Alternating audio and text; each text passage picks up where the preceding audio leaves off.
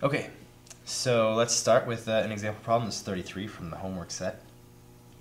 So let's look at this. We're going to look and see, can we find a secant tangent combination to set to the side so that we have that du, or maybe we need a secant squared.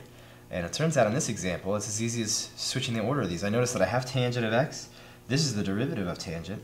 So if I just reorder them, I can see it's already in the form of u and du. Okay, so the derivative of tangent is secant squared. So the integral of this whole thing would just be tangent squared x over 2 plus c. Okay, so the next one would be here is tangent to the third of 2t. We're not going to worry about the 2t quite yet. We're just going to maybe treat this like a theta. You know, just treat it like the thing, and then we'll worry about what changes this will make in just a minute. So tangent to the third of 2t and secant to the third of 2t. I'm just going to try, I don't know, something. I'm going to make a substitution because this is too much. I can't just use secant squared here. I could try break off a secant and tangent, but then I still have tangents left over. So now I'm going to have to use Pythagorean identities. And that Pythagorean identity is that 1 plus tangent of theta, tangent squared theta, equals secant squared theta. I'm going to use this identity in these substitutions here. So I'm just going to, since this is right here, I'm just going to start with this, see where it goes, see what happens.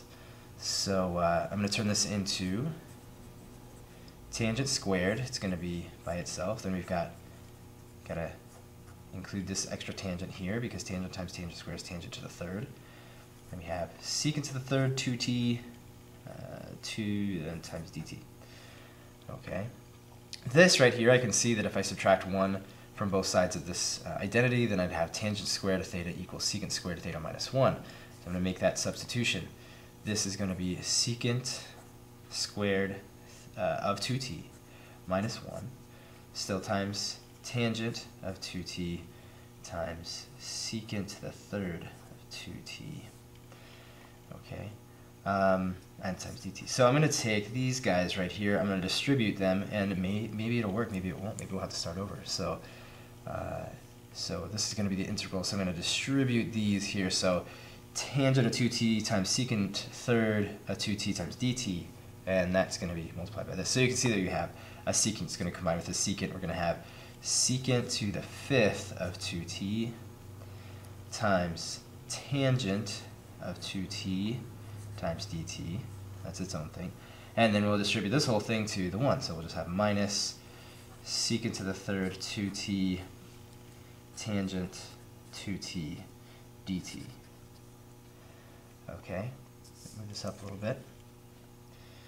Well, I can see here, since I have the subtraction now, I could treat this as two separate integrals. And here, now I've got a secant and a tangent, so I could break off a secant, so I've got secant tangent, so I have du there.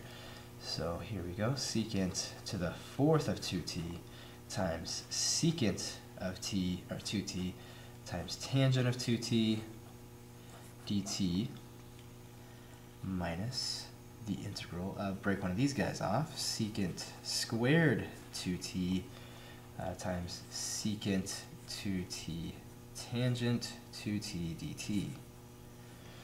Okay, so this is, let's say that this is u to the n, that's that part.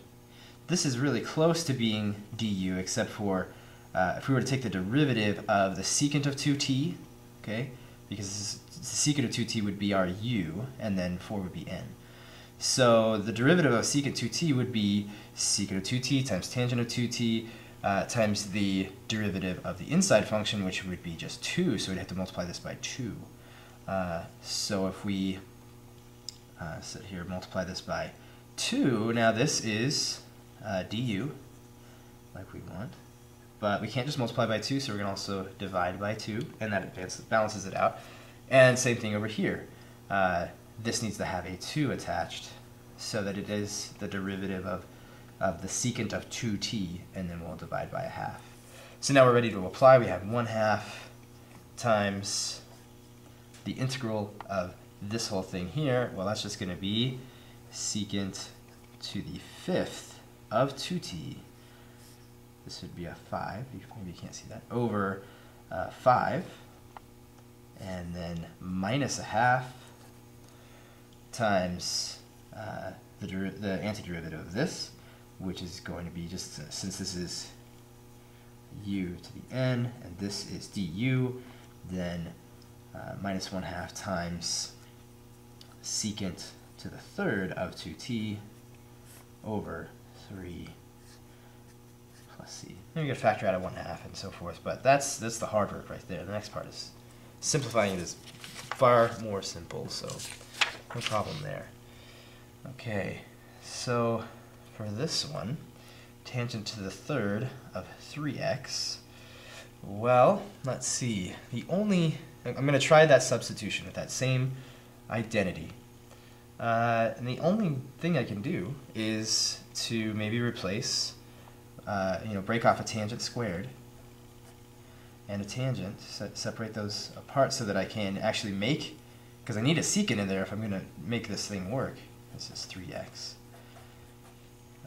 So I'm going to just replace this tangent squared with a secant, with something that involves a secant squared, and see what happens. So tangent squared of 3x is the same as we just did this in the last one, secant squared of 3x minus 1 times tangent of 3x dx. And I'll distribute this, and I'll wind up with the tangent of 3x times secant squared 3x dx minus tangent of 3x dx. Just distributed this guy throughout those two. Now I have this right here. So for this one, tangent of 3x secant squared 3x, just the same as before. If this is going to be our dx, this needs to have a 3, since we would use the chain rule to find the derivative of this. Divide by 3 here, multiply by 1/3. And it looks like we have it. We have u to the n du, and so now we can do 1/3 times the derivative of this, which would be tangent squared of 3x over 2, and then the derivative of, or the antiderivative of tangent of 3x. Make sure we have all this right. Okay. Let's see. Let's look at my tables in my book, and yeah, so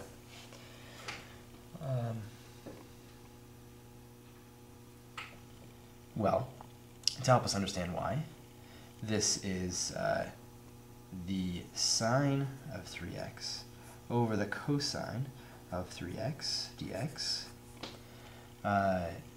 and this is like the u, and this is like, well, this would, in this case would be negative du, so we're looking like a natural log situation. We would need to put a negative on this guy so that this would be u and this top part would be du, but then we would need to cancel that out, balance that out with another negative, which would make this whole thing positive. So we are left with 1/3, and also, of course, if this is going to be our u, then du is going to be negative sine 3x times 3, the derivative of the inside function of 3x. So this would be negative 3 up here, and then we divide by 3 on the outside. So then we have let's call it 1/6, if we're going to multiply 1/3 by 1/2. 1/6 tangent squared of 3x plus 1/3. Well, what's the derivative of du over u? It's just the natural log of the absolute value of u. Okay, so there's that one. Last example I'll use here. We've got tangent squared of x. Now it's divided by the secant of 5x. The thing I've been trying here with these situations is if you have them divided by each other, let's try, we could try writing secant to the negative 5. That might work, but here's what I'm going to try. first. So sine squared of x over cosine squared of x, that's tangent squared of x, over, the secant is 1 over cosine, so 1 over cosine to the 5th x dx. And then dividing by this fraction is the same as multiplying by the reciprocal. So I have sine squared x over cosine squared x times cosine to the 5th x over 1, you could say, dx. And then these two cosines here will cancel with 2 of these here. You'll have cosine to the 3rd left here. And we have sine squared x times cosine to the 3rd x dx. If only I had a sine to this, is what we learned in the first part of this section. If only I had a sine to a power and a cosine, just a single cosine here, that'd be great. Well, I can do that because I can take one of these cosines. Let's keep going here. Sine squared x. I can break off a cosine squared x and another cosine x dx. This guy I am setting apart for myself. I'm moving him over here so that I can maybe have sine by itself and this be the derivative of the sine. So let's bring our work up here. So now I have the integral of sine squared x. And I'm going to replace this cosine squared x with terms of sine, that which would be 1 minus sine squared x. And then cosine x dx. Let's distribute this. This is sine squared x, that's sine squared times 1, minus sine to the 4th x. And of course this all is being multiplied by cosine x dx. Distribute the cosine x dx to these guys, and we get sine squared x times the cosine of x dx minus the sine to the 4th of x cosine x dx. We can look at these as two separate integrals, and here we have u to the n times du, so we have sine to the 3rd x over 3 minus sine to the 5th x over 5 plus c. Alright, I hope those were helpful, and ask any questions and maybe I can respond with a video.